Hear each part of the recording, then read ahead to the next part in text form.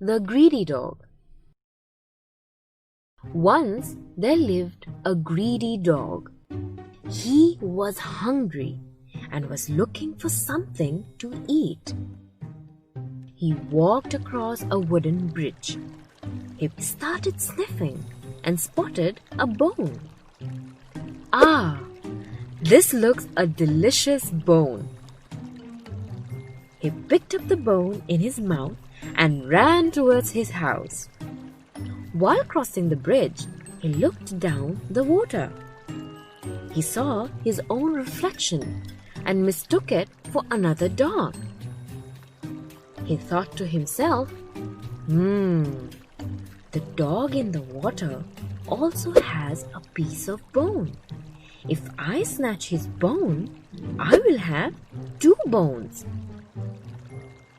He growled, looking at his reflection. The reflection too growled back. Then he barked at the reflection.